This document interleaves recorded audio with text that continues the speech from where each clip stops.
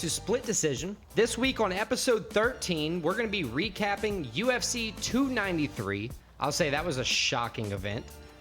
From there, we're going to take a look ahead to Noche UFC to see Alexa Grasso defend her title against Valentina Shevchenko. Then, in honor of Mexican Independence Day, we're going to give you our top 5 Mexican things.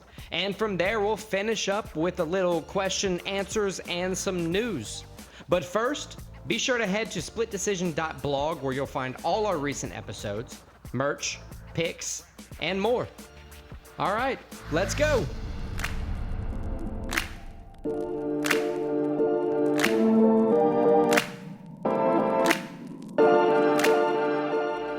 All right, so let's take a look at UFC 293 from this past weekend in Australia. Maybe not the biggest upset in UFC history in terms of result, but the biggest upset, I think, in terms of how the fight went, where a giant underdog, I saw as crazy as he was plus 650, plus 700, Sean Strickland. It was crazy. Not only beat Israel Adesanya, he came in and he dominated him for 5 rounds. It was honestly one of the most surprising fights I've ever witnessed. And it's one of the reasons you got to love MMA, because no matter what everything says on paper, sometimes it's as simple as 2 guys fighting and whoever has it on that night. And Sean Strickland had it on. Izzy did not. And we saw damn near a masterclass, honestly. Yeah, I have to agree. We talked about this heavily. Before actually locking in our picks, I told you that, I was toying with it. I didn't know what to do. I do give you credit. You did say it. But I also said that I was going to stop doubting myself and I was going to continue to, kind of go with what I felt. And then I went against it anyway. So, that's all against me. Sean Strickland, like you said, had a completely dominant showing. He walked Izzy down for 5 straight rounds. I honestly think the fight was more or less over after he knocked Izzy down. That first round knockdown, right at the end of the round, I think he got 26, 27 consecutive punches to the head damn near in a row. Right, even if they weren't wildly connecting. Of course, that's... A couple of them did. That's why he dropped. Correct, exactly. Not everything has to connect for all of that damage to add up. Izzy's lucky he didn't go out with that right hand he hit him with. You're absolutely right. No, it was definitely a great showing by Sean Strickland. Obviously, well-deserved the belt. He won judges' scorecards 49-46 by all the judges, which, that's... I agree with 4 rounds to 1. Right. Very dominant showing. He had a very strong front kick that kept Adesanya at bay. He had, like we said, the knockdown, significant damage. He kept walking Adesanya down, and what Adesanya's best at is counter-striking. But when you're running that hard... He was backpedaling the entire time, and Sean Strickland wasn't overly aggressive, where it was almost like he didn't have anything to counter-strike. Right. But he was giving him pressure. Right. The feints... So in the first round, the feints really kind of had Sean on edge, but then he settled in, and to your point... Well, he said in his press conference a couple times as he hit him, and he was like, I could tell then he didn't have it. Like in the first round, where he's like, he didn't have his full power, is what he was kind of alluding to. But he could tell, like, that wasn't the night for him. And from there, Sean Strickland, it was just, as I said, one of the most surprising, honestly, performances we've ever seen. Yeah, it was impressive. So, a couple questions for you, just real quick.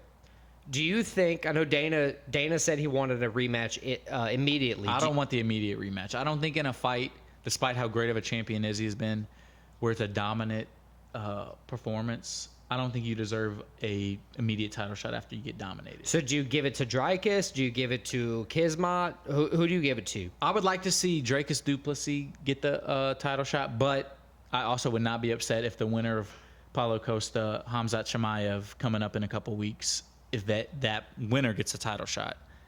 So I think those are the 2 options are, again, if you do the rematch, Izzy.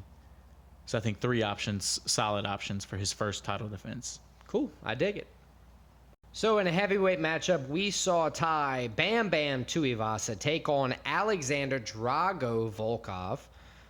This, honestly, I felt as though we were going to get a knockout. This was a very Drago performance from Volkov. It was kind of crazy.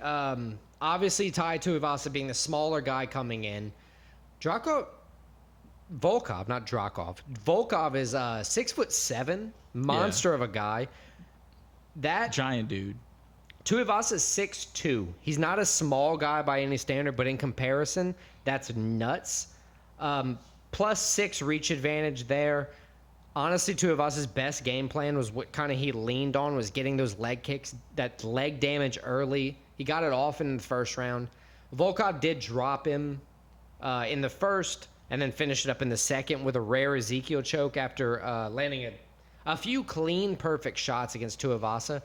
Honestly, it's hard to fight against that kind of reach. In a heavyweight fight, with Volkov beating Tuivasa, they were like, 5 and 6 ranked heavyweight, something like that? Yeah, both top 10. I mean, you just got to assume Volkov's making his, I guess what I would say is his final run for a belt. Yeah, for sure. He just came in and, as you said, Tuivasa's game plan clear, leg kicks, and he was landing them and they were working, but Volkov just in the end kind of ate him. He relied on being a precision sniper from the outside. He got him you said he dropped him in the first. Yeah, he then dropped him first. again in the second, and that's what led to his ground control and eventually to, as you said, the rare Ezekiel choke. I'd like to point out a weird, or not a weird comparison, but a comparison, looking at that, it's kind of looking at like DC versus John Jones with the size difference. It's like while DC's, a powerful striker, he was, a great wrestler. Keeping him at bay was John Jones's, best attribute in all of those fights. Reach goes a long way. And this was, as I said, alluded to earlier, a very Drago performance, just in the way he ate damage. Right. He just said he's all right getting hit. Now, and then had the kill shot. Kill choke. Yeah, killed the Ezekiel choke, if you will. No, not if you will. That's exactly what it's called. So what do you think's next for Volkov? I think Volkov, he should be a top 5 opponent next. I don't think he's a title shot guy right now. Marcin Tybura, maybe? Tybura would be a good one. Whoever doesn't fight in the Pavlovov, right? Gon, Aspinall triangle. Whoever doesn't get the fight in that triangle. Maybe. Or whoever loses. One of those guys. Volkov, as you said, I think he's getting up in age a little bit. I think this is his last kind of push for a legitimate title shot. And it's interesting to see, a very crowded heavyweight rankings at this point. Yeah, you don't always see it. It's nice to see, though, especially in the UFC. Usually there's a couple guys that are just way dominant. Right. You've always had the John Jones. You've always had the Cyril Gane making a big name.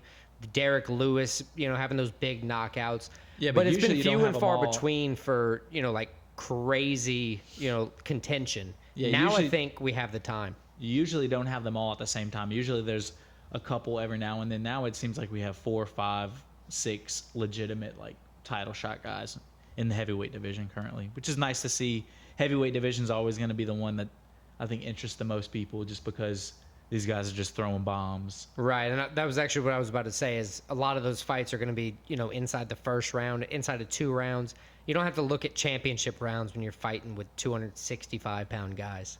All right, so the next fight we're covering is Manil Kopp, Felipe Dos Santos. It was I don't want to say dominant, but an obvious Manil Kopp win in this fight.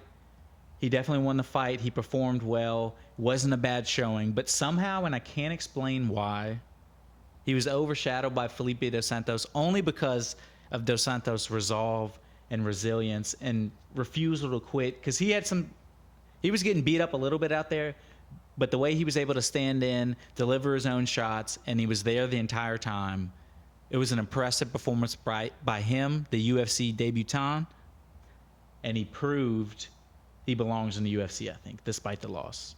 I wholeheartedly agree. Dos Santos got dropped in the first round, but he didn't give up, as you said. He faced a lot of adversity and a top 15 opponent in Manil Kopp. He has traditionally just been a pretty good fighter in the UFC's 18-6, I believe, is his overall record. Listen, Kopp put on It's 4 wins in a row from Kopp too. Kopp put on an impressive performance. Yeah, striking performance, great. He got efficient takedowns. All of that led to the unanimous decision. But you were absolutely right. Like I said, Dos Santos, he fought through the adversity. He showed resilience, determination. I'm excited to see, the career starting for Felipe Dos Santos, but also congratulations to Manel Kopp, your unanimous decision victory. I think he gets a top 5 opponent next. I think he's 1, maybe 2 wins away. If he gets 2 big wins in a row, he could be knocking at the door for a title shot. Man, and he is a shit talker, huh? He's a shit talker. He dropped what was the second F-bomb, new age F-bomb of interviews, which was crazy. You don't hear that very often. Right. And just so you're aware, that word is a synonym, not a synonym, sorry. It is it's rhyming with the French word for bread, a baguette. Yeah, I don't think we need any more context than that, Alex. Thank you, though. But Manil Kapi talks shit. He can probably drive some pay-per-views. So he's a guy that could, you could see him getting a title shot soon. Justin Tafa rematched Austin Lane from a no contest, our only betting no contest since we've started. That was actually the first event we ever did to UFC Jacksonville in July. It was crazy. Well, UFC Jacksonville, wow, so long ago. And now they're rematching. So they already, Austin Lane already lost. This fight opened up with another accidental eye poke from Austin Lane. Yeah, at that point, that's ridiculous. It was crazy. I know it was accidental this time. Or it was accidental both times, but that's got to be your number one thing going into the fight. Like, I can't poke this guy in the eye again. And right away it happened. Right. And it kind of pissed Tafa off. I think so. The whole fight, the two fighters threw a combined 29 strikes. And I think Tafa landed the ones that counted. He did. Besides the eye poke, I guess that counts as a strike. Yeah, even it was accidental, but yeah, it does count as a strike. So Tafa, honestly, I think after recovering from the eye poke, he decided enough was enough. He saw his opportunity to strike. He didn't want to be blind for the rest of his life.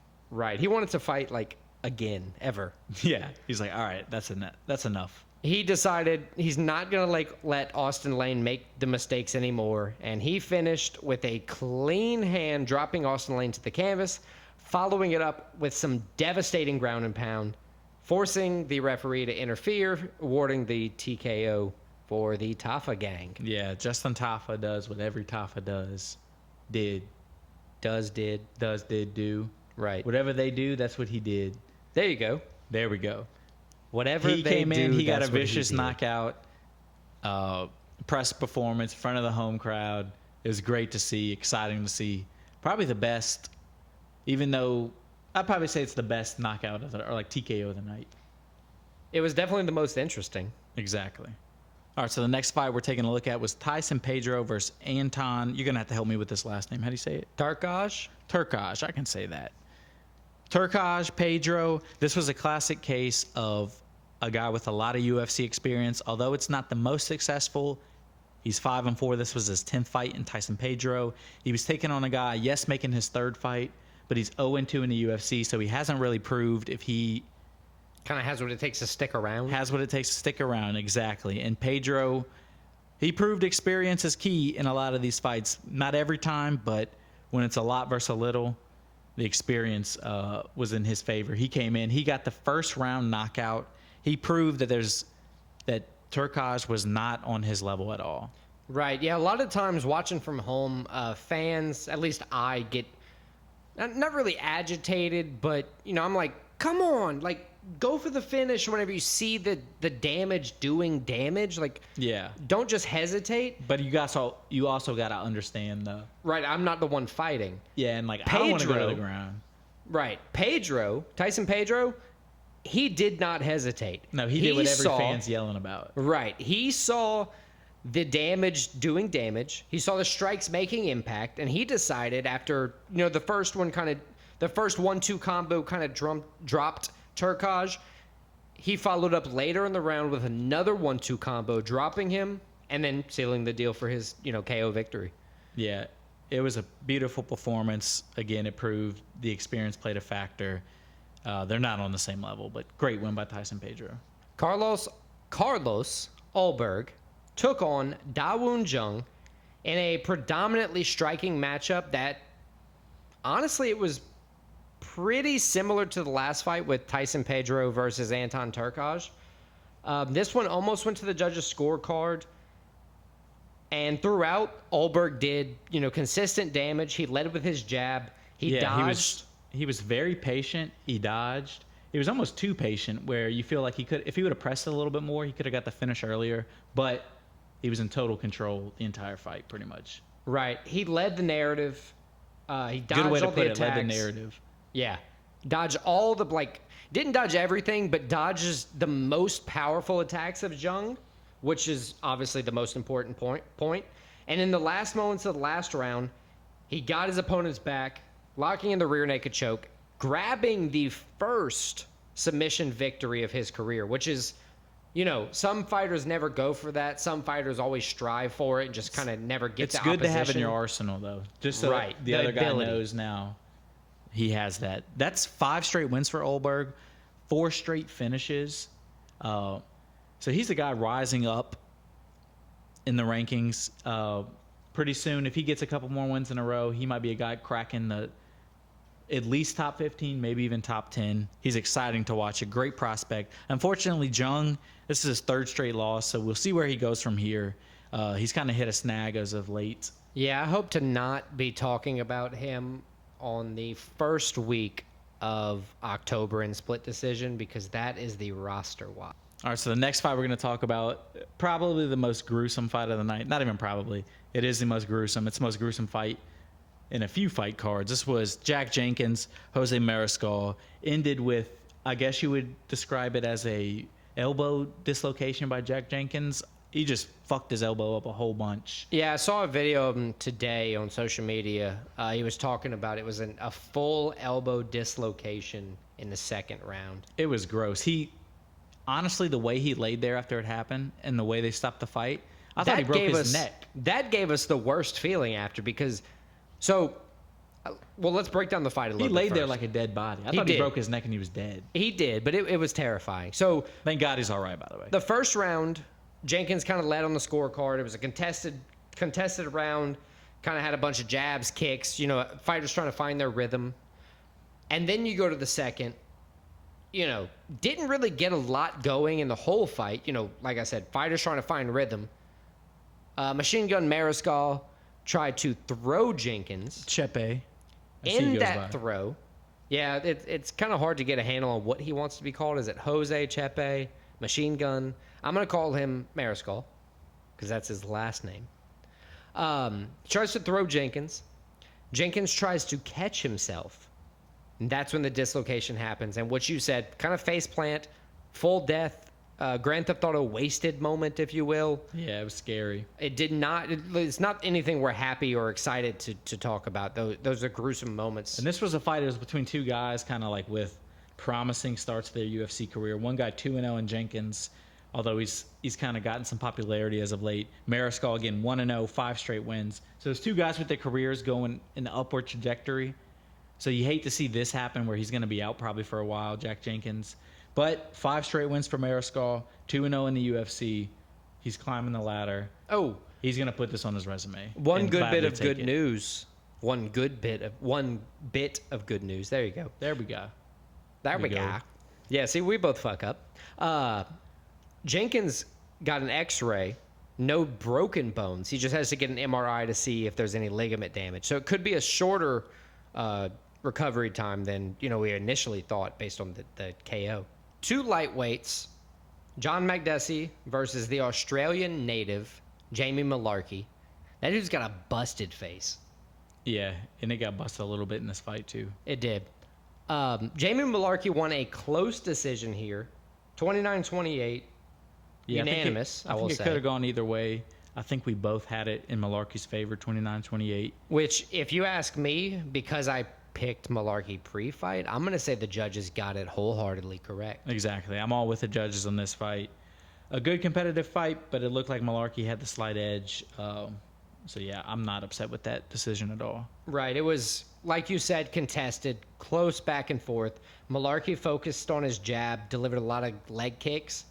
He was feeding off the crowd, it seemed like, too. The crowd was heavily in his favor. Man, a home crowd. I couldn't imagine especially playing in a place where they don't have events a lot, like Australia, where it's like twice a year. So every time Right. they're coming out in full force. And it's a pay-per-view event on top of it. It's not just a normal fight night. So it adds that extra layer of authenticity and, just kind of like I have to be there. The crowd was amazing in this fight for all the home fighters, except for Israel Adesanya for some reason. Neither fighter scored a takedown. I don't think that's what they were, wholeheartedly going for. It was a big striking contest, trying to finish the fight. Jamie Malarkey won. He's a good fighter. Magdessi's a great fighter as well. Lightweight, we've always said, is just like probably, in my opinion, the toughest division to make it in the UFC. Yeah, they've both been around for a while too. Malarkey, that moves him to 5-4 in the UFC. So he's the guy that he keeps winning and losing. Maybe he can go on a little run here, get a couple wins in a row. Malarkey, he's fought even more in the UFC. He moves to 11-9. That was his 20th UFC fight. So he's been around. We'll see where each guy goes from here. But it was an entertaining fight. But the home guy got it done in the end. All right, so the last fight we're going to cover is Nasrat Haqparast taking on Landon Quinones. And this was a case of a guy making his debut versus a guy, as we alluded to earlier, with more experience, how that plays a factor. Right. It seems like the experience played a factor in this. It was a solid win. Unanimous decision, 30-27, all three judges for Haqparast. He put on a good performance, but Quinones, props to him, great toughness.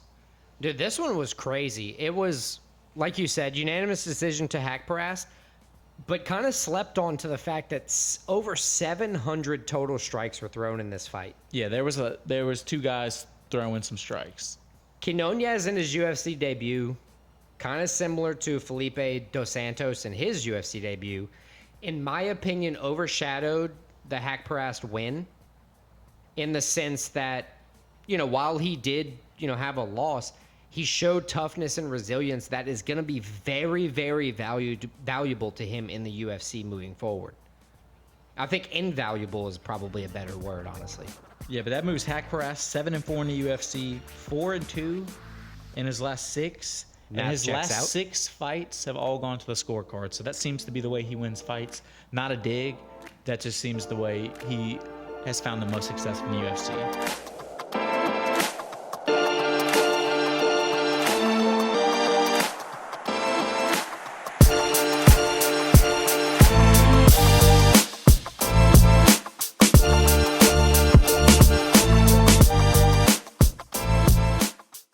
All right, so we're going to switch the order up a little bit this time. We're going to move top 5 right here, right in the middle. So this week, we're sticking with the themes, as I say every week. I don't know why I repeat it, but themed this week because it's Mexican Independence Day, hashtag UFC Noche. It's top 5 Mexican things. So again, this is a lot like our last few top 5s. This is going to be anything Mexican. It can be pretty much any noun. I think that's a good way to describe it. Pretty much anything. Anything. Person, place, thing is a noun. So yes. I like it. So top 5 Mexican things. Alex, let's hear your number 5. My number 5 is a mariachi band. I think it's a traditional Mexican dish served on a breakup or an engagement. It's either in a rom-com. It's either the happiest time of your life or the saddest. Ironically, the saddest time. Right. Yeah. I've only ever seen them in like severely positive, severely negative manners. And while probably just more of a trope in American rom-coms, I love it as a Mexican thing. But you say that, but I think it's a stereotype that they embrace, and like Mexican people are proud of the mariachi band and they like it. So props to them. I like it. You know what too. I mean? Like, it's a real thing, and it's entertaining, and they're always happy. They seem like the happiest people in the world. Yeah. Always have a smile on their face. It's great. What's your number 5? My number 5, my number 5 is going to be UFC themed. It's going to be the first Mexican champ, Mexican-born champ, Brandon Moreno. He's a guy, very likable guy. He's kind of a self-described nerd. The assassin baby. The assassin baby. He wins titles. He has lost a few times, but I think that, honestly, losing a few times and being able to come back from that, honestly makes you more popular and more endearing to the fans. So I think that's a positive trait. And I think it speaks to his Mexican heritage. They're always known as fighters that never back down. They keep going forward. They're always going to come. I think he embodies that. Brandon Moreno, my number 5. I really like Brandon Moreno. If I remember correctly, Pantoja choked him out, and he was kicked out of the UFC. He came back, after years of struggle. That was like a year and a half. Years? Shut up. Won the belt, defended it for a while, like 4 years. He fought Brandon Davis Figueiredo. Figueiredo 4 times in a row, which is nuts. Yeah, that's a crazy. Or like 4 out of 5 fights. I think he fought Kai Kara France in between there and knocked him out. Right. And then lost the belt to Pantoja at the end. But like, I agree. But he's not done. Like, he's coming back. No, he will be on another title run. He's young. He's very skilled in mixed martial arts. A fan favorite. And I like him. What do you have for number 4? I actually quit my list there. I didn't do enough. Oh, sweet. So my number 4. No, I'm kidding. I picked Cerveza. Let's say you talking. Wait, what? No, go ahead. Oh, Cerveza. My number 4 is going to be Cerveza, Mexican beer, or beer in Spanish. That is something that they do very, very well. And that could be your Corona, that could be your Dos Equis, that could be your Pacifico or your Sol. So I was about to say that. I love them all. I honestly haven't run into a Mexican beer that I don't like. Dude, a Mexican beer with a lime is Lime and salt. Maybe the best. I know, Germany, they're like the beer place. Right. A Mexican beer with a lime, maybe one of one, the number 1 pick in the beer draft. That is so good and so refreshing. I'll say this. If there's anybody who can drop a comment to a Mexican beer that's really good, let me know. I'll go pick up a 6-pack wherever it is, and I'll try it out. What's your number 4? So my number 4, it almost encompasses what you said. My number 4 is Mexican cuisine as a whole. The Mexican cuisine is one of the most dynamic, delicious, almost universally loved foods. They have tacos, fajitas, burritos, chimichangas, margaritas, cerveza. There's strong. nobody in the world that can go to a Mexican restaurant and not at least find something they like. I'm convinced of that. I'll wholeheartedly agree. I'm a father of an 8-year-old, and he has his picky times. And if we run to one of the 97 Mexican restaurants... There's a reason there's 97 Mexican restaurants. Right. If we run to one of the 97 Mexican restaurants in town, I can always guarantee that you're right. He will find something he can eat. Whether you like mild stuff or super spicy stuff, they have everything. When I was a kid growing up, we lived in Texas. We ate at a place called Tejas. Sorry, Mexican Independence Day weekend. We lived in Texas. Went to a place called Ponchos. You used to raise a little flag, and the server would come. Oh, I've been there. That's always a little cool gimmicky. experience. Yeah, but we went there when I was a kid. It was pretty cool. As a kid, you love that kind of experience. I'm sure my parents hated it because we were just probably messing with the flag the whole time. The food probably sucked. I'm sure it did. Number 3 for me, or do you want to go first? I'll go first this time. I'll jump ahead. My number 3 is the city of Mexico City. This surprisingly... Hey, wait, can you say that again? Mexico City. Oh, not the city. Okay, got it. Sorry. The city of Mexico City. Okay, I did commas say that matter. first. Exactly. This, surprisingly, the biggest city in North America. Bigger than New York, bigger than LA, bigger than Toronto. Really? It's got almost 10 million people actually in the city. Are they all in poverty? No, it has a bunch of this is my point. It has a bunch of very nice and green and beautiful spots. Nice. A lot of culture, a lot of great cathedrals. They have a few good football stadiums, like 100,000 seat stadiums. Mexico City, it has a bad rap, just the general thought of it, but it's a beautiful city, great culture, worth the visit. It's in altitude too, which is cool, and a lot of people don't realize that. I think it's almost as high as like Denver. Damn. Yeah, it's very high up there. It's on a giant plateau.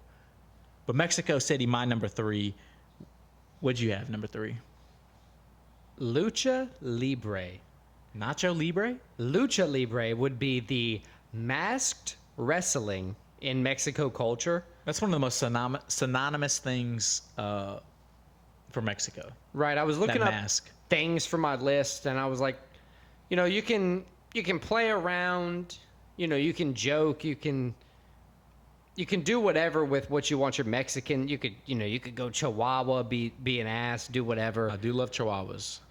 I Don't talk decided shit on Chihuahuas. I decided I was gonna go with more or less cultural pick for my number 3. The Mexican wrestling lucha libre.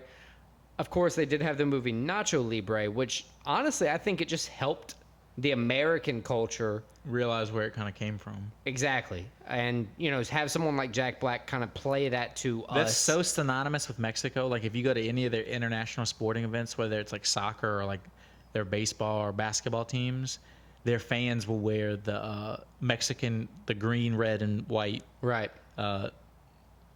Mask, wrestling Right. mask. Rey Mysterio was a WWE wrestler I watched a lot growing up. He may not be Mexican, but he did He wear embraced the culture. that type of mask. So that was always really cool. I've seen at least the style of mask for a long time now. So So that's a good number 3. So I'm gonna go ahead and give you my number 2. My number 2, this guy, I kind of went not necessarily the MMA route right here, but the fighting in general. Since we're kind of a fighting MMA centered podcast, maybe the greatest, maybe second greatest Mexican martial artist, I guess you would say.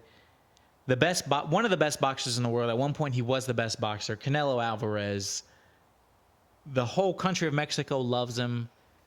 He's highly paid. He has a bunch of great wins. He's lost a couple times, but again, he has that Mexican spirit, always comes back. He embraces the Mexican culture of boxing, which is standing and trading shots. Canelo Alvarez.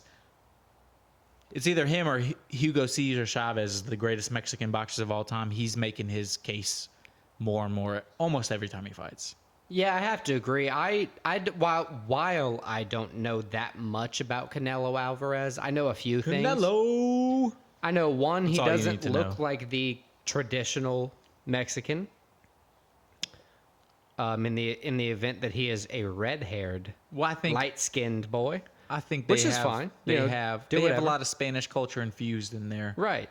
heritage, so he's just one that has a little more Spanish than. And 2, he should have been on the list for BMF. Yeah, he's a bad motherfucker. For sure.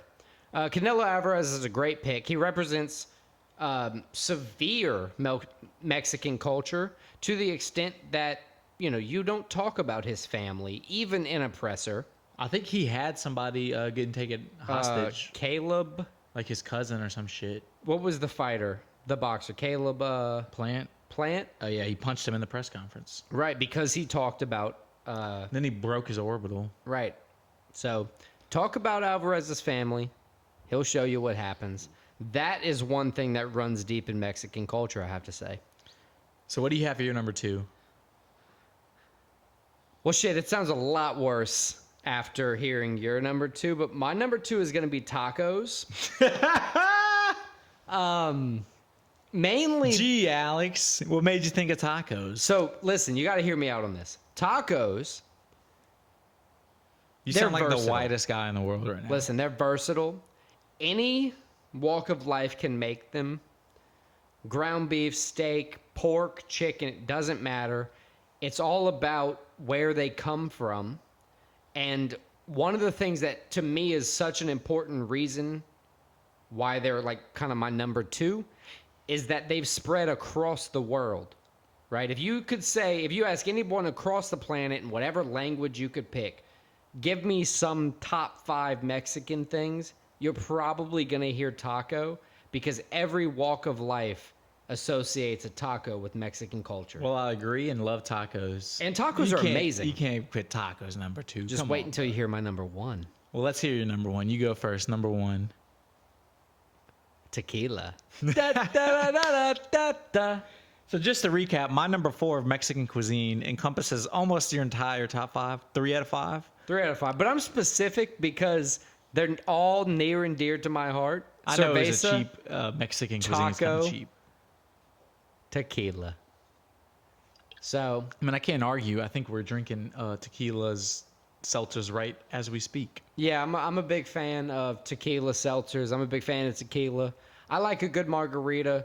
I didn't want to say just a margarita because I think that the tequila is not only, admired in a margarita, but it can also play its depths to multiple other things. It's a We're good drinking song, too. seltzers.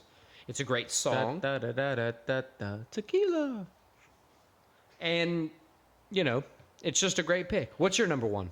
My number one, I went like super serious. I love history. I love ancient history. Chichen Itza, the ancient Mayan pyramid. One of the wonders. Ruins Pyramid. Ruins Pyramid. One of the wonders of the world.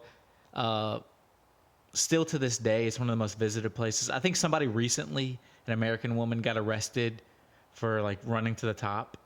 That was one of the, not running to the top.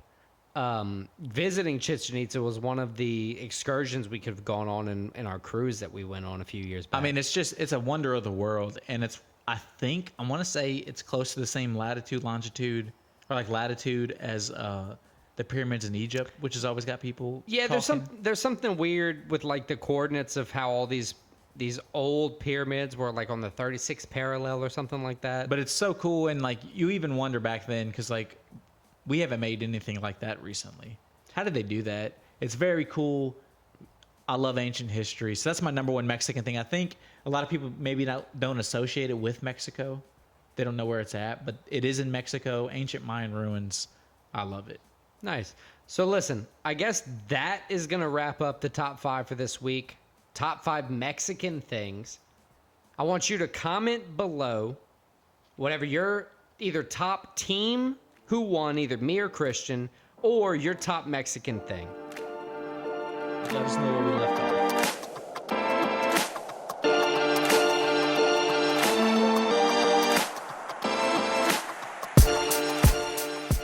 All right, so let's move on to our preview of this weekend's UFC card. Noche UFC. This is in honor of Mexican Independence Day. It is in Las Vegas, but there's a Mexican presence on the card, a lot of Mexican fighters. So let's get started with the first fight we're going to cover. It's the only prelim fight we're going to cover here, and it's Roman Kopylov, the Russian, taking on Josh Fremd. Kopylov comes in 3-2, 3 straight wins after an 0-2 start. Fremd started 0-2. He's won 2 in a row. So both guys kind of figuring the UFC out. How do you see this one going, Alex? Honestly, I think this one, Josh Fremd is going to use his size to his advantage. He's a big guy. I think he's like 4 inch. He's 6'4" compared to 6 foot. Right. I was going to say a 6'4" guy, big guy. I think he has 80-inch reach. It's, one of the biggest in the UFC right now, at least in the middleweight division. And that's going to be at least a 4-inch reach advantage for him as well. Taking on the striker, Roman Kopylov, he has 10 KOs, so I think one of the things... 10 out of 11 wins. 10 out of 11. That's right. Crazy. Yeah. He only Over has 90%. One decision win. So he was obviously going to try to knock that guy out. He just, didn't get it. I think Josh Fremd uses his size to his advantage, keeping Kopylov at bay. Winning the fight. Honestly, he missed weight his last time out. I think the turnaround shortly, or the short turnaround, I guess I should say, is going to lead to a better camp for him, probably a little better nutrition stance, because that's what he promised after his last victory. And I think we're going to see a polished, well-placed Josh Fremd out here this Saturday. What do you think? Yeah, I think Fremd gets the dub too. He's my pick for the night. Both guys coming off relatively short notice. Kopylov fought July 29th. Fremd fought August 12th. So not the typical camp length, no break for them. So both guys getting after it again. I have Fremd winning, as I said. I'm surprised that the bookies and everything, they have this fight, I think, minus 350 for Kopylov, plus 280 for Fremd. I think it's a much closer fight. Yeah, it's kind of crazy, right? It is crazy. I think it's a much closer fight. Not for that reason, but that's just something to keep in mind. I'm taking Josh Fremd. All right, the next fight, kicking off the main card at UFC Noche, we're going to be looking at the featherweight division. Fernando Padilla fighting Kyle the Monster Nelson. Padilla, obviously the Mexican in the fight. Now you're learning. Padilla has a record of 15-4, 5 KO wins, 8 submission wins, 2 decision wins, followed up by 4 decision losses. So he's never gotten finished. Right, there you go. Which is a good thing to keep in mind. So that's going to help me teach my 8-year-old how to do that math. Thank you for that in the morning. Kyle the Monster Nelson is 14-5. 5 KO wins, 4 submission wins, and 5 decision wins. He also has a draw on there that if I don't 2 fights say, ago. I know you're going to definitely point he's out for me. 2-4-1 in the UFC. Won his last fight, drew the one before that. So technically on a 2-fight non-losing streak, something to keep in mind after a guy. He went on a run of losing a lot. Right. His losses are 2 KOs, 1 submission, 2 decisions So I total. think this is a case of a guy, the UFC, despite his 2-fight non-losing streak, Nelson hasn't really succeeded too much in the UFC, and they're putting it against the guy that they think he's 1-0 in the UFC. He's had 3 straight wins. He's exciting. They think this is a good test for him, and I see Padilla passing this test, especially for Mexican Independence Day. He's my pick for the fight. I have to agree with you there. Padilla won his UFC debut by KO, whereas... Yeah, how often do you see guys that are known for finishers come in the UFC in their first few fights or decisions? He came in and he KO'd the guy. Right. First round. I wholeheartedly agree. Nelson's most recent win is by beating Blake Builder by decision. I think kind of that big clash that we're looking for is about to happen here, where Padilla can either finish you on the feet or he can take you down, get you on the ground, lock you in a submission. I agree. I think Fernando Padilla wins this fight. All right, so the next fight we're covering from Noche UFC, Daniel Zellhuber, Christos Gallegos. Zellhuber comes in. He's 13-1, 1-1 in the UFC, winning his last fight. So his first career UFC fight was his first career UFC loss. His first career MMA loss was his first career UFC fight. Excuse me. I got all that mixed up. There you go. UFC 1-1. He lost one, his first one in the UFC. Never He's been finished. Won the most recent by decision in the UFC. Yeah, so 2 UFC fights, 2 decisions. There you go. Facing Christos Gallegos. The vet, especially compared to Zellhuber. Fought everyone. Oliveira, Thiago Moises. Well, I guess not everybody. Tarzukian. He hasn't fought any of like the most recent. He hasn't fought everyone, but he's fought a lot of. He has a bunch of good guys on his resume, even though he's lost to pretty much every good guy he's to faced. all of But those 5-4 guys. in the UFC, so 9 fights. This is his 10th fight, so he's been in the UFC for a while. He knows it. Man, for this one, for me, I think this is a fight of. Well, not I think. I know this is a fight of new versus old, rookie versus vet, but I think the new polished chrome takes it here. I'm taking the vet. I have got Gallegos as my pick. See, I think Zellhuber's going to have what it takes. I think he's going to use that size to his advantage, and I think the experience plays the factor and is the determining factor. well, I'm excited to see it even more now. Next fight we're going to cover is Raul Rosas Jr., the young guy, 18 years old, taking on Terrence Tear Bear Mitchell.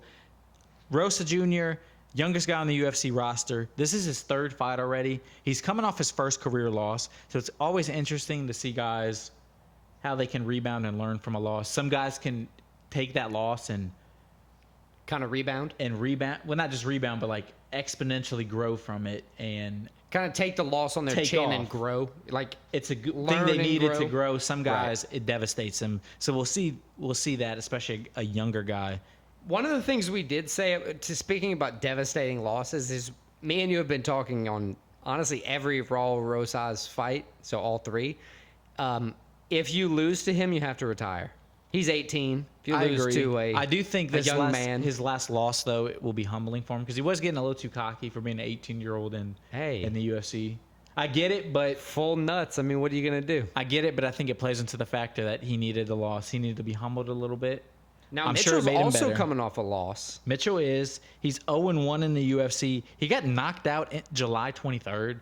So it is kind of a quick turnaround for a knockout, less than 2 months. I'm always worried about coming back from a knockout, how you're going to respond, because it can really, like, screw up how Exactly. you think about fighting. One knockout can change your entire career chin-wise and mentality-wise, as you said. Imagine being scared of a feint after coming back from a knockout. I mean, that's a detrimental part to your game. Yeah, so we'll see how that comes into play. He does have a 15-year age difference, 33 for Mitchell, so he's not old, but he's taking on the 18-year-old, as we said. Rosas Jr., he's my pick. He's a giant favorite. I think he should be the favorite. I'm surprised he's like minus 700. Dude, is there something that we don't know with the betting favorite, like the odds this weekend? Because they've all been kind of weird, right? Not all of them, but like there's a few that I just completely don't agree with. That one stood out. I thought it would be more like a minus 300 favorite, but minus 700, that's what they have it at. I don't think it's going to be a dominant win for Rosas because I think Mitchell is a seasoned vet, but I think he gets it done. I wholeheartedly agree there. Moving on to the co-main event, we have Kevin Holland facing Jack Della Maddalena. This may be the most entertaining fight of the night. I have to agree with you there. I think this is going to be a big clash. Both fighters perfect through 2 each in 2023. Yeah, so 2 straight. Della Maddalena 5-0 in the UFC. Although I will say his last performance, it wasn't a bad performance, you would say, but his least convincing. It was tough. He was supposed to fight the week prior. Fight got canceled. He didn't want to leave to go back to Australia, so he took the fight the next week in Vegas. I get what you're saying because he had to fight another short notice opponent. The camp wasn't very convincing, but I don't know. He did weigh-ins and then he didn't get to fight. It's a lot. I'll give him the benefit of the doubt on that one. I think Kevin Holland, he's starting to turn a moment in his career. 2 straight wins, as you said. What's surprising, this is his 20th UFC fight. Yeah, that's a lot. He's 12-6-1 in the UFC.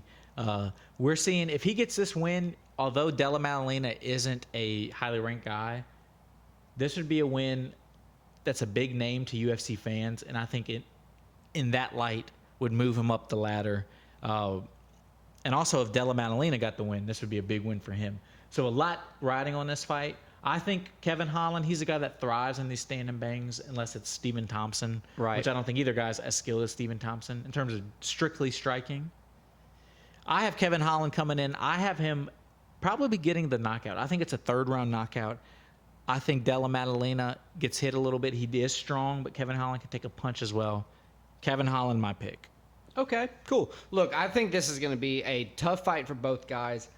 Honestly, I'm going with Jack Della Maddalena here, and I think his biggest key to victory is going to be getting inside of Kevin Holland, who's the bigger fighter here. Kevin Holland has some reach, too. Doing all of that damage up close. He's long. And winning the fight, by closing the distance, if you will. So we got 2 different opinions on that one. I always like when that happens. All right, so let's move on to the main event of the evening. The rematch, the rare title fight on a fight night. The rematch, Alexa Grasso, Valentina Shevchenko. Alexa Grasso shocked the world with a neck crank win over Shevchenko last time? Face crank, even more brutal. She got the dub, shocked the world. Pause. I got a question. Go ahead. Who said that in a girls' fight, in a middle school, a face crank would just do? Was it Dominic Reyes? No, Dominic Cruz. Dominic Cruz, that's who it was. Okay. Dominic Cruz, yeah, because it was... We digress. But Grasso, an impressive performance. Shevchenko was almost untouchable, although her fight before that was it looked like she was disinterested. Almost untouchable before that, so we'll see how she responds. Is this going to be the motivation she needs to kind of reignite her career, go on another crazy run where she's finishing all these chicks? Grasso, can she break the Mexican curse? The last 2 guys to fight for the belt that are Mexican, Brandon Moreno, Yair Rodriguez, lost. Can Grasso keep the belt, keep Mexico a champion? Unfortunately, I think Shevchenko gets her revenge. I got Shevchenko winning the fight. And Volk, Volk is also the only same title holder since 2021. Yeah, I saw that too. So I like Shevchenko winning here. I think the fact that Grasso wins most of her fights by decision, and she got, I'm not saying like a lucky face crank submission or anything, but it was an anomaly in how she typically does her fights. I think Shevchenko comes back with a stronger game plan. We've seen how powerful she is. We've seen her impressive array of types of finishes: 8 KOs, 7 submissions, 8 decisions. Of course, I'm looking on my paper to read that off, but I still think Valentina gets the win here, gets the belt back at the fight night.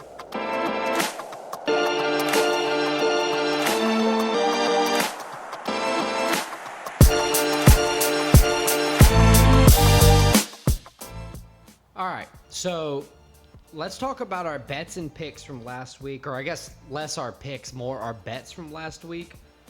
I did pretty good, and when I say pretty good, I got my first perfect week, 5-0 on bets. How'd you do? Congrats on that. Thank you. It did not go too well for me. I went 1-2 UFC bets, 1-1 football bets, so 2-3 overall. Okay. It was a struggle for me. In the struggle, you said 2 wins. What were the 2 wins, real quick? My 2 wins for last week.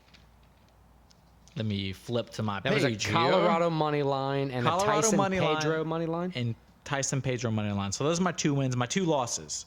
The under 3 losses. 3 losses. Thank you, Alex. Sorry, got to rub those in when I can. The under in Olberg Jung. This fight pissed me off. Yeah, you're right. It did. Olberg had chances. That's why I said earlier he was almost too patient.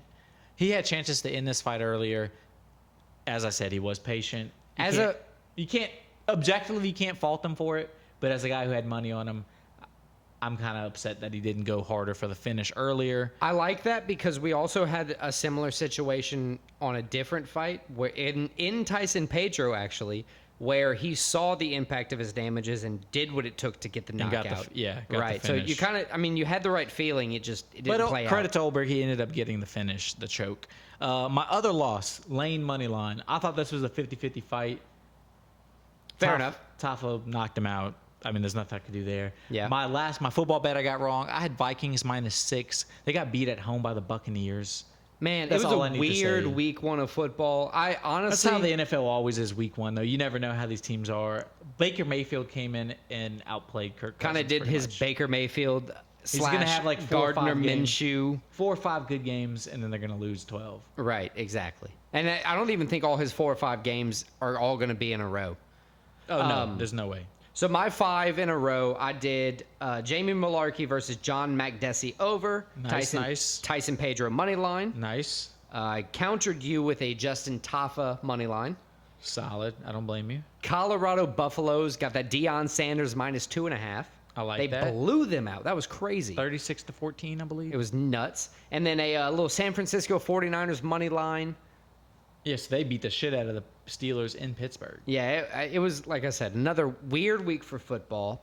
But just to, kind of wrap that up, that brings us for the season to 25-16 for Christian on his bets, 61% total average. So, not bad by any standpoint, but we're always hoping to do better. And for myself, 24-16-1, had that rematch for the Justin Tafa. I got revenge at least with the win. Yeah, you're 1 no contest. You at least got to win. Right. You kind of settled it up. 24-16-1. I'm 58% given that. Just barely holding on right now, half a game. All right, moving on to kind of an overview of this week's picks. You know who you're picking this week? Kind of list them, if you will.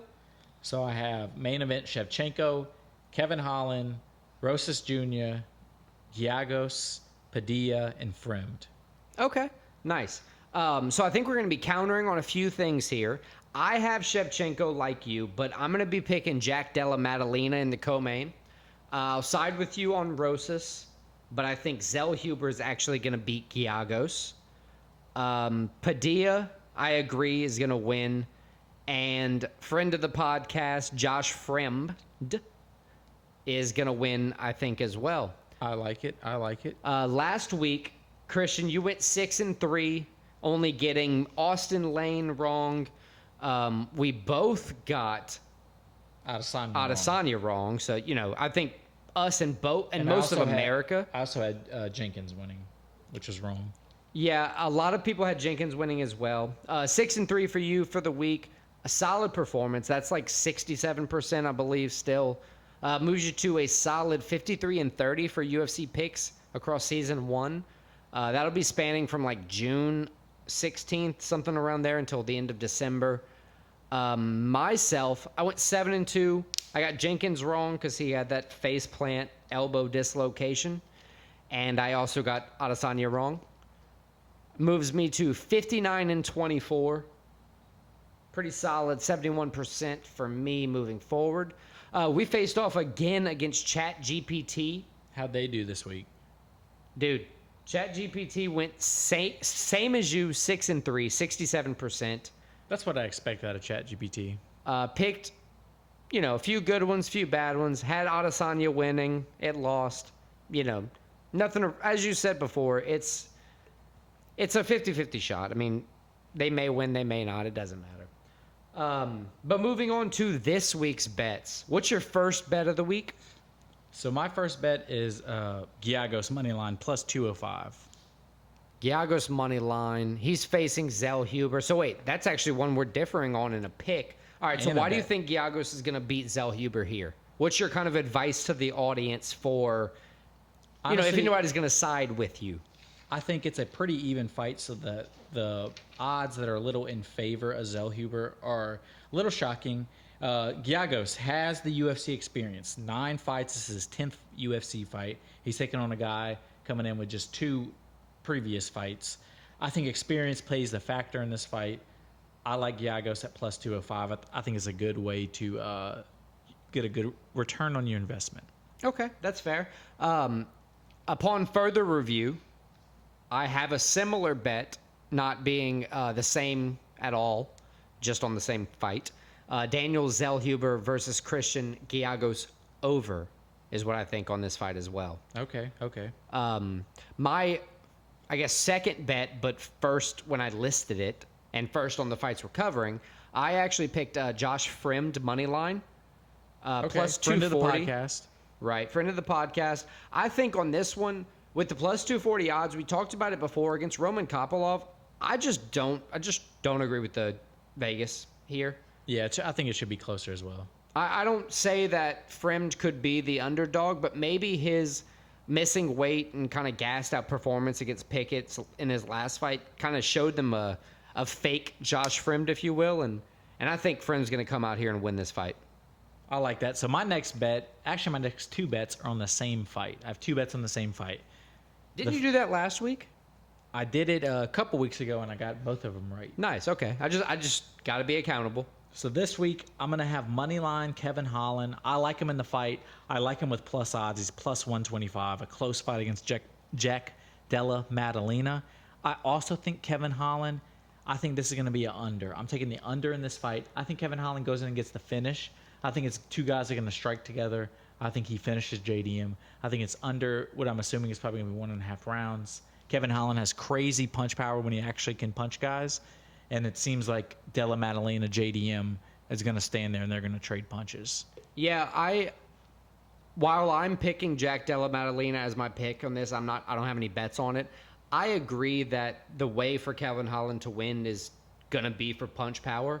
And he's quite a much bigger guy than Jack Della Maddalena. So it's like 6'3" compared to 5'10" or something like that. Yeah, it's something similar. It's a good bit of reach advantage. It's a good matchup. I like that bet. You got anything for football? Kind of starting it off. Oh wait, actually, sorry. But first, where's your third MMA bet? My third MMA bet is going to be the Bullet reclaiming her title, Valentina Shevchenko money line. I think she takes the belt back from Alexa Grasso. I think she kind of puts on not a dominant performance, but if she doesn't finish her, I think she makes it known that when she lost the belt, there was just a mistake on her part. Yeah, I like that pick. I don't like the odds for Shevchenko minus 170. I don't like the return on investment. I think it's going to be a little closer than that, but I don't mind the Shevchenko pick. What do you have for football bets? So I'm still trying to get into watching college football at all. So I think that might actually be helping me in football because I've only gotten 2 college football picks wrong so far, which I know that's, a few, but it's not a whole bunch. I'm taking Good Penn way to State. put it. Taking Penn State covering 14.5 over Illinois. I like believe it that was pick. I Illinois. think Penn State's one of the best teams in the country, at least talent-wise. Illinois struggled lately. I could see it happening. Not a bad pick. Now, while I don't know a whole bunch, I did read an article that said Illinois was garbage. Yeah, they're struggling this year. That's a better way to say it. They're struggling. They're not garbage. They're struggling. Penn State is one of the best teams in the country, more than likely, though. So that's not a bad pick. What you got for your first football bet? My first football, I'm sticking with college as well. And what you got to back it up? I'm taking Florida Gators +7. They're at home. They're taking on the Tennessee Volunteers. While Tennessee is ranked 11, Florida's not ranked.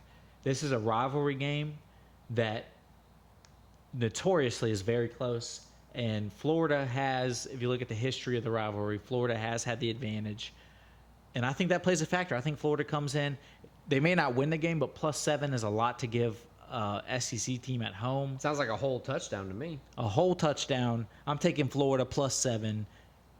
Let's get it, boys. What you got for you? Do you have an NFL bet or another college bet? So my last bet of the week is going to be an NFL bet because I kind of... Me too. I got to lean where I know.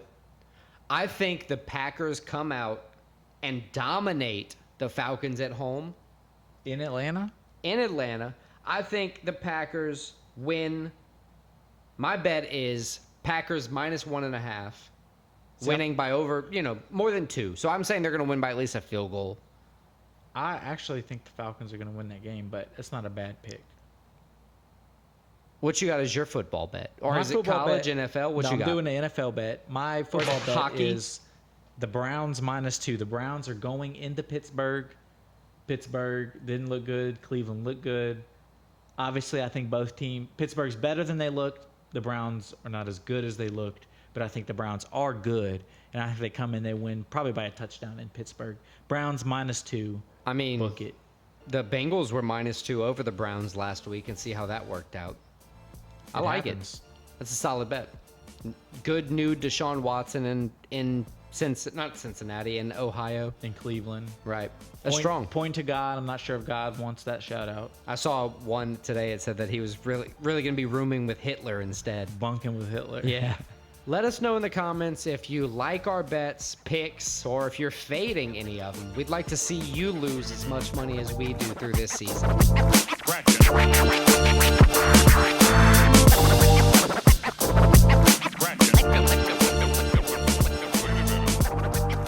All right, to finish everything up, we're going to wrap it up with some questions, answers, and some news.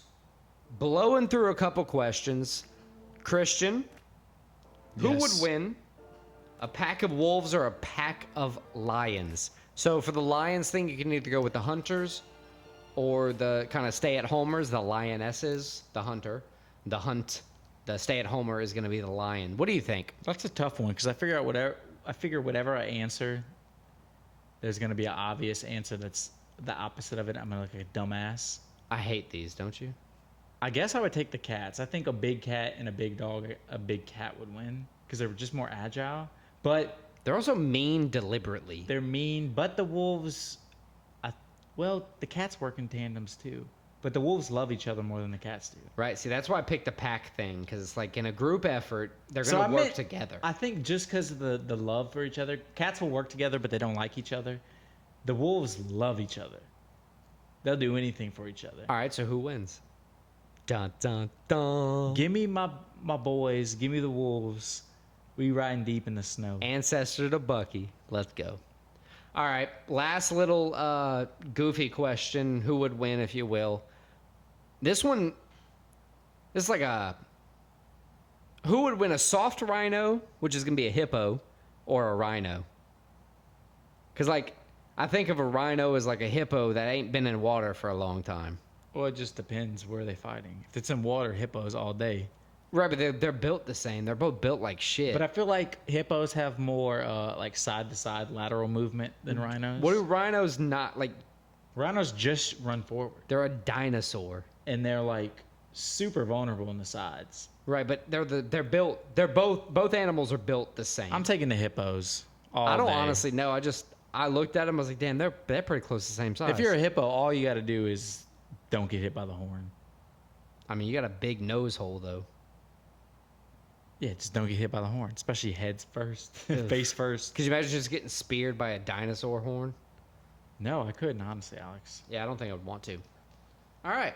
So that's going to wrap up the couple questions I pulled together. That's all the brain power I was willing to put into it because we had week 1 of NFL, and I wanted to dedicate all of the news this week to week 1 of the crazy, weird football schedule we just saw. From Aaron Rodgers tearing his Achilles or whatever you call it in the first 5 plays of the game. You had it right, tearing his Achilles. To, are the Cowboys that good? Is Joe Burrow the highest paid NFL quarterback for nothing? I don't think so.